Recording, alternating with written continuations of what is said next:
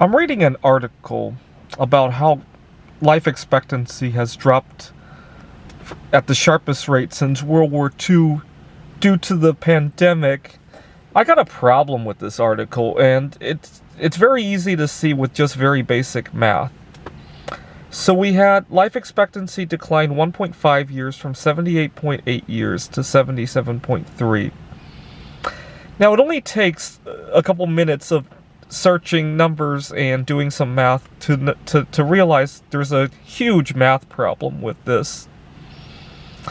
Now let's start with how many COVID cases there were to begin with, right?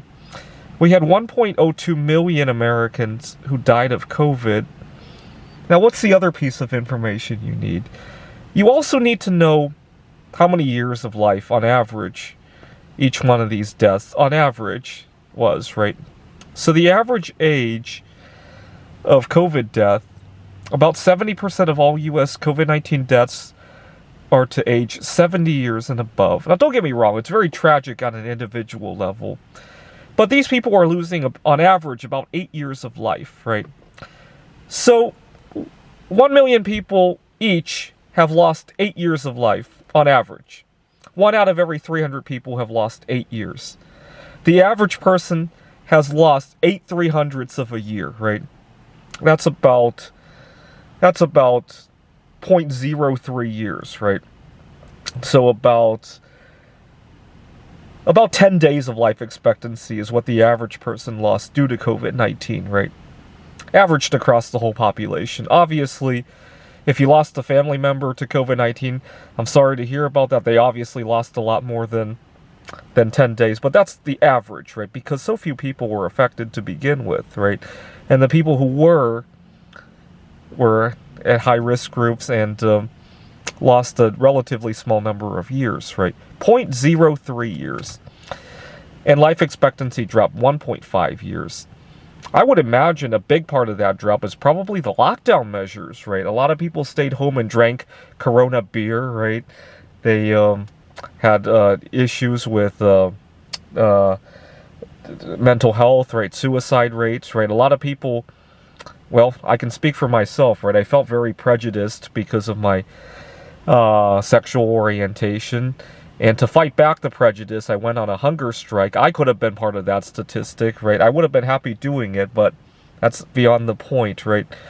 The other problem I have with measuring straight up life expectancy is that we treat all years like they're equal and don't give emphasis to the quality of the years. Let me give you an example. So this past year, I became old enough to run for the President of the United States. Now the problem is that at my workplace, I work at a tutoring center.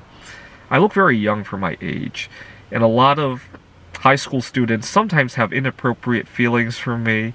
One of the other tutors that I work with also had inappropriate feelings for me. Now, that's annoying. But you know what? On the other hand, there are other benefits of being young for my age. Certainly 20 years from now, you know, right now if physically people think I'm 15 years old, 20 years from now if I'm 35, you know, I'll definitely have huge advantages there.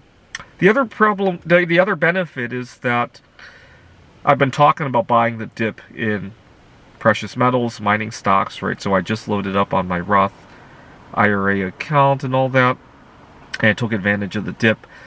Now, imagine I continue to stay young for my age, and instead of retiring at 65, I'm planning to retire at 75, or my body doesn't force me to retire until I'm 75, right? Let's put it more accurately. Well, everything I invest now has 10 extra years to grow, right? So we talk about all the wisdom of investing early.